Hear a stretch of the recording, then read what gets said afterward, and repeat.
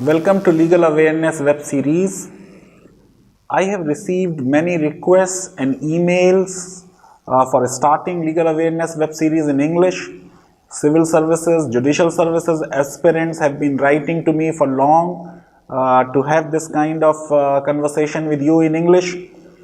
Since my teaching career started with criminal law teaching, I thought it appropriate that even this web series should start with criminal law conversation. In fact, my first encounter with legal research was through strict liability crimes, which means that we punish people without mens rea.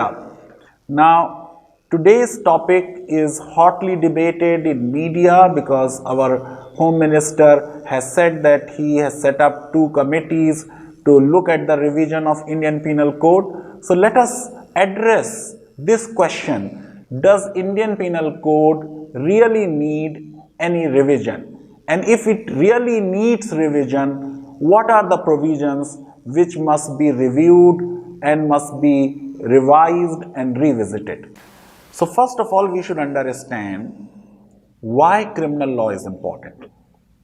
Nobody can doubt the importance of criminal law because criminal law's promise as an instrument of safety is matched only by its power to destroy.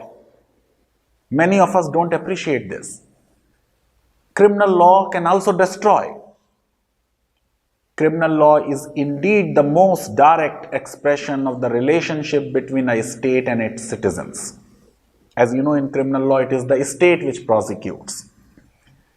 In no other branch of law, more is at stake for the individual and for the community as in criminal law.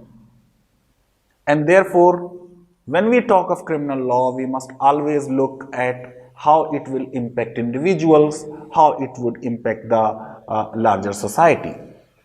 This is not for the first time that a call has been given for the revision of IPC. I remember in 2016, our former president, Pranab Mukherjee, has also said that IPC needs a thorough revision to meet the needs of the 21st century. And therefore, I would support Amit Shahji's call for revision of IPC. But we need to know why we want to undertake a revision. Do we want to improve IPC, make it more progressive, or do we want to make it more regressive? If it is going to become more regressive, it is not good for the country. Why? Already in terms of criminal justice system, particularly on the question of death penalty, India is in the company of Sudan, Saudi Arabia, Iran, Afghanistan. As a citizen, I don't want my country to be in the company of these states. I would like to see them in the company of Scandinavian countries. Even America on criminal justice system is not a very progressive nation. So there has been a call of revision of IPC, but we have not really appreciated that why we want to amend IPC and undertake its revision. First of all, we must understand when IPC came in, it was the most progressive code in the world. And that is why it is being followed in the entire Commonwealth. And we have undertaken some 75 amendments to IPC. Ad hoc amendments, reactionary amendments. So 2013 we had the Delhi gang rape case, we got this 2013 Criminal Law Amendment Act. In 1971, 42nd report of the Law Commission has recommended a thorough revision of IPC. The bill was introduced, but it lapsed because Lok Sabha was dissolved. In 1978, again a bill was introduced, but it also lapsed because of the dissolution of Lok Sabha. When IPC came in, what kind of criminal justice system it replaced? It replaced Islamic criminal law. And as I said, that it was a progressive legislation because it was not based on deterrence. It was not based on the concept of a life for life and a limb for a limb.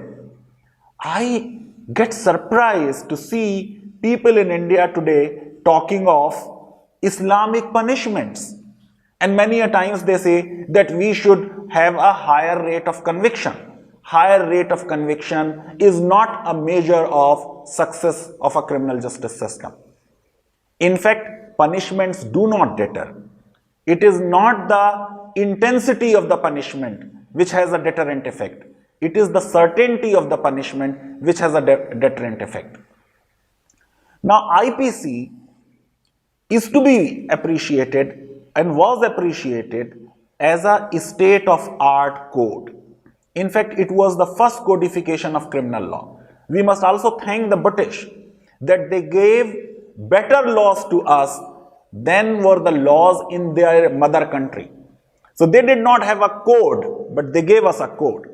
Lavishly paying compliments to T.B. Macaulay's masterpiece called Indian Penal Code, James Stephen had remarked that the Indian Penal Code is to the English criminal law what a manufactured article ready for use is to the materials out of which it is made. It is to the French Penal Code, and I may add to the North German Code of 1871, what a finished picture is to a sketch. It is far simpler and much better expressed than Livingstone's code, and its practical success has been complete.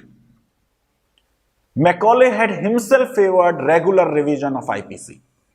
He said whenever gaps or ambiguities are found and experienced, we must amend it. Therefore, Macaulay cannot be blamed for IPC. We did not amend it. What kind of amendments we undertook? Increase punishment of rape, increase punishment of kidnapping, increase this punishment, that punishment. We have not yet amended substantive definitions given in IPC. Can we give a different definition of theft or assault or grievous hurt? That is the question. Now,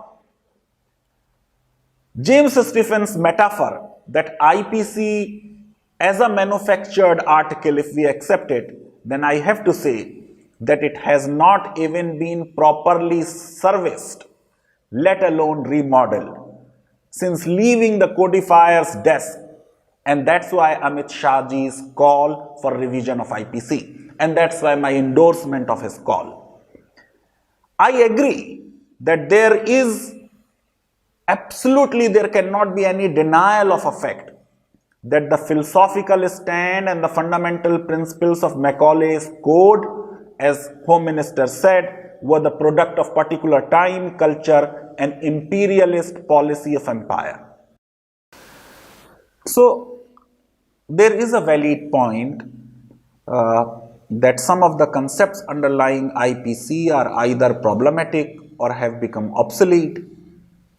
But we need to identify in what areas of IPC, in respect of which crimes of IPC, we want to bring in reforms.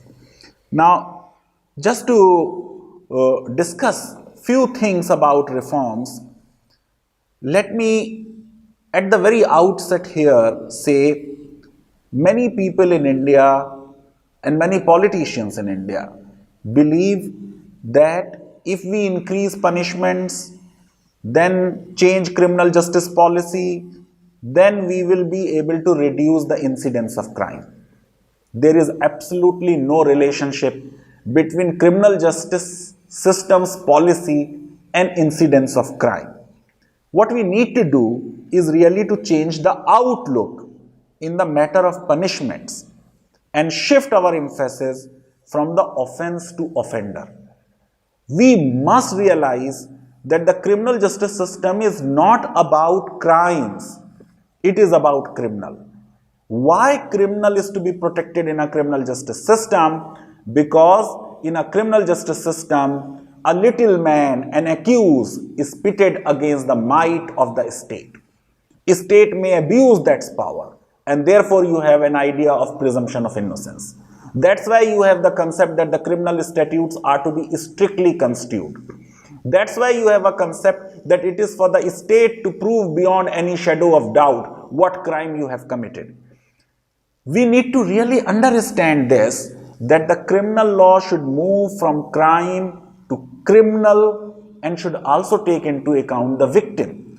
A whole field of victimology today has developed, but in the name of victim's right, we cannot be taking away the right of the accused. Now, few offenses I want to straight away talk about which need a revision. One is the whole question of sedition.